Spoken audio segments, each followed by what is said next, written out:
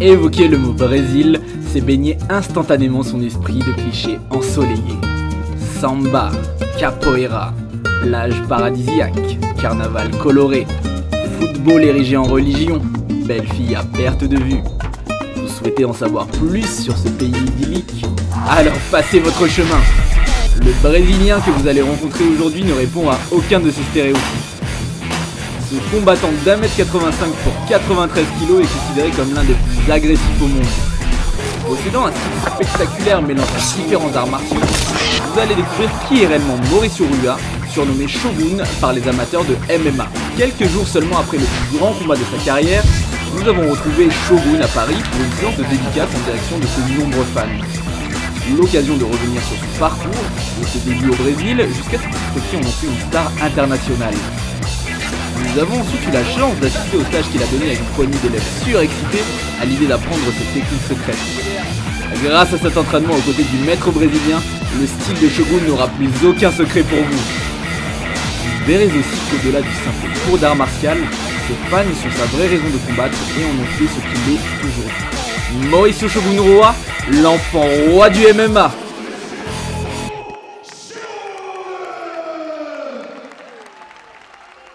C'est à Paris que Shogun nous a donné rendez-vous à l'occasion d'une rencontre organisée entre ses fans et lui. Je suis Mauricio Shogun, j'ai 30 ans, je suis lutteur professionnel de l'UFC. En 2005, j'ai gagné le Pride et récemment la ceinture de l'UFC. Le visage encore marqué par son dernier combat, il s'est prêté au jeu des questions-réponses avec une grande décontraction. Mais avant de découvrir la star qui est devenue Mauricio Rua au fil des combats, attardons-nous quelques minutes sur ses origines. Shogun est né au Brésil le 25 novembre 1981. Dans ce pays d'Amérique du Sud, le sport numéro 1 est le football. Je pense que tous les enfants brésiliens ont un rêve, c'est d'être footballeur professionnel. J'avais ce rêve quand j'avais 13-14 ans de jouer au football. J'ai joué dans quelques clubs par la suite, mais par hasard je me suis mis à la lutte et c'est dans la lutte que je suis resté et j'ai trouvé mon travail. Cependant, depuis quelques années, il y a une autre discipline qui rend populaire le savoir-faire brésilien aux yeux du monde entier. Le jiu-jitsu brésilien, développé et popularisé par la famille Gracie, a donné ses lettres de noblesse aux combattants brésiliens. Royce Gracie a prouvé la domination de son style face aux autres formes de combat durant les premières rencontres d'UFC, Ultimate Fighting Championship. Les techniques de soumission qu'il a employées ont démontré l'efficacité du jiu-jitsu brésilien et ont ouvert la voie à d'autres champions de free fight hors normes comme les frères Nogueira ou l'incroyable Vanderlei Silva. Pourquoi y a-t-il une telle concentration de champions au Brésil ? Je crois qu'au Brésil, chez les enfants principalement issus des classes défavorisées, les conditions de vie sont très dures. Alors s'entraîner au MMA paraît dur pour certains, mais pour eux c'est très facile, c'est tranquille car ils ont l'habitude de se battre.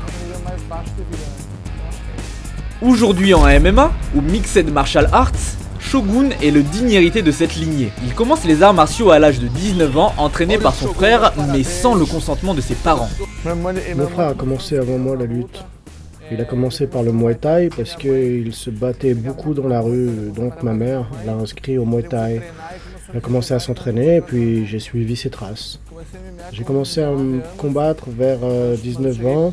Je suis arrivé avec une bonne base de Muay Thai et de Jiu-Jitsu.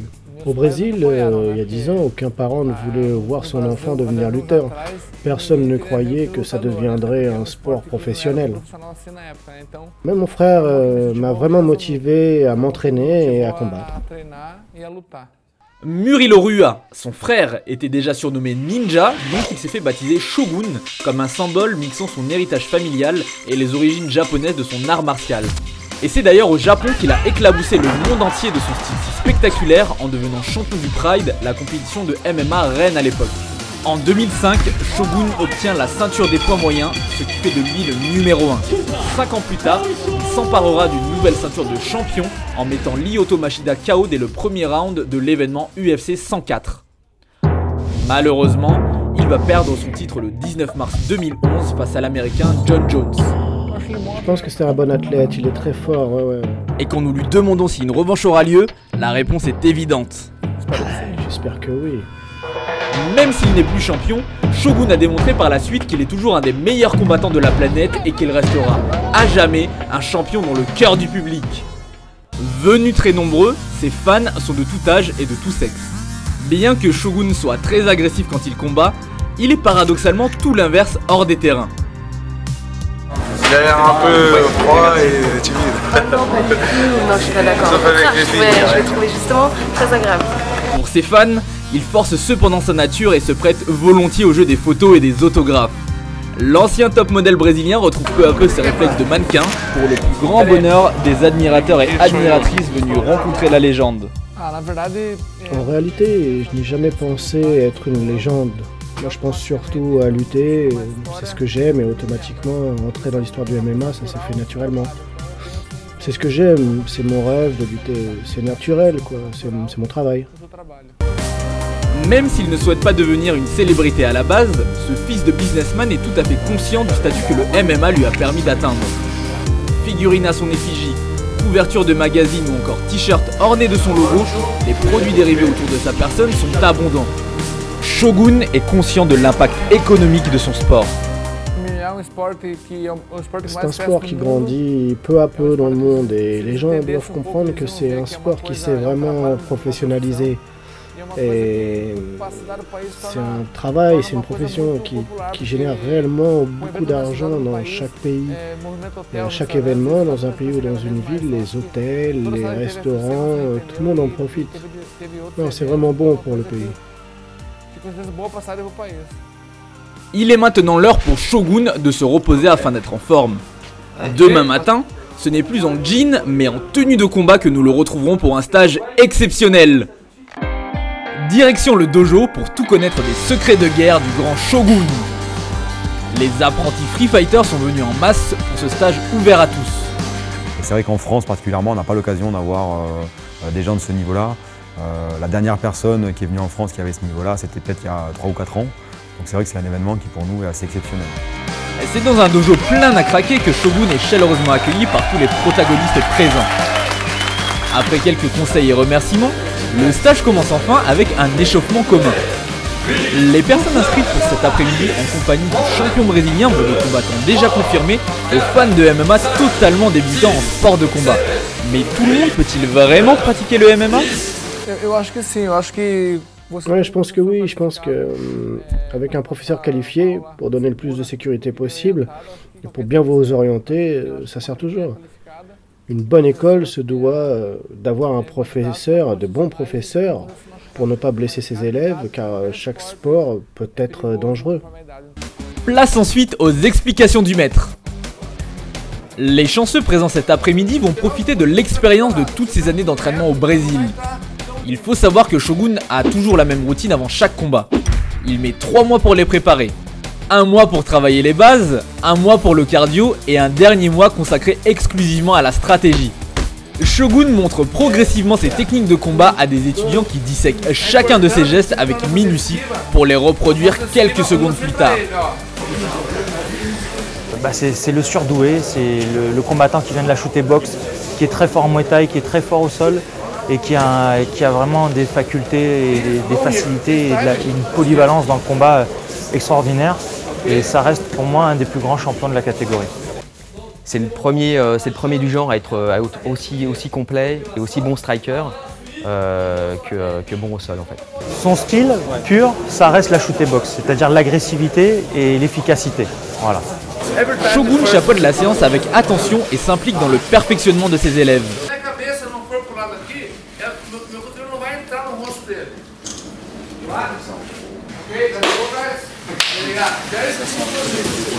Vraiment, le but de ce genre de stage, c'est montrer quelques clés pour des gens qui sont déjà des pratiquants et pour les gens qui sont moins pratiquants, qui sont plus des débutants. L'idée de ce stage, c'est de parcourir plein de techniques différentes et finalement de donner envie aux gens d'aller demain s'inscrire dans un club de jiu-jitsu, de MMA ou de grappling pour approfondir vraiment la technique. Un peu connaître sa recette magique un peu pour être un champion. Mais bon, j'espère pas être à son niveau, ça c'est clair. Mais j'espère quand même pouvoir augmenter de niveau grâce à ses conseils. C'est un super stage technique. Les techniques, elles sont très efficaces, elles sont d'un combattant, quoi. Shogun, c'est quelqu'un qui a fait beaucoup de combats et donc il a une expérience du combat et on vient chercher technique et efficacité. Le programme du jour sera un mix de Muay Thai et de Jiu-Jitsu brésilien. Parmi les techniques enseignées, certaines ont déjà fait leurs preuves dans les combats passés de Shogun. Par exemple, le coup de genou qui a cassé les coups de Rampage.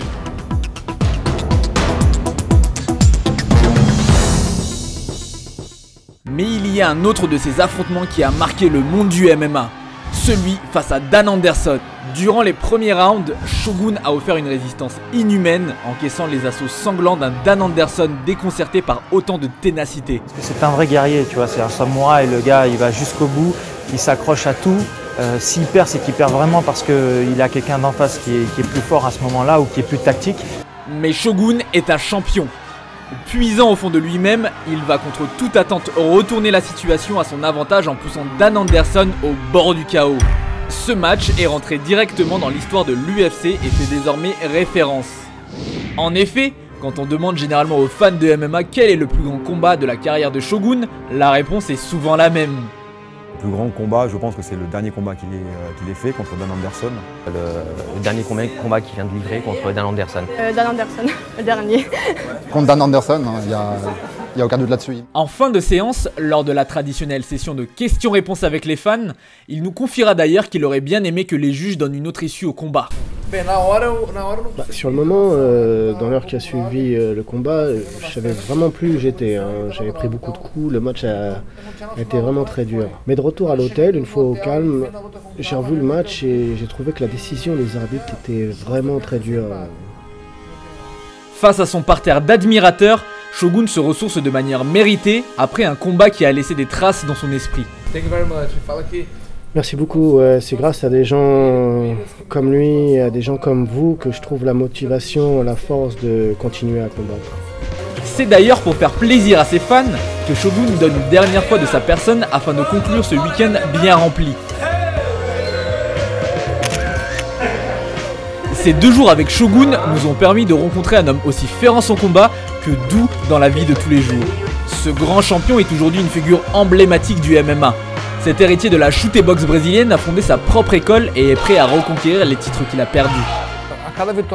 Chacune de mes victoires, c'est comme un rêve que je réalise et je rêve surtout de la ceinture de l'UFC. Chacune de mes victoires, c'est comme un rêve. Et bien qu'il ait déjà affronté et battu les meilleurs combattants, Shogun a encore cette flamme et cet esprit guerrier qui ont fait de cet enfant surdoué une légende vivante encore en activité.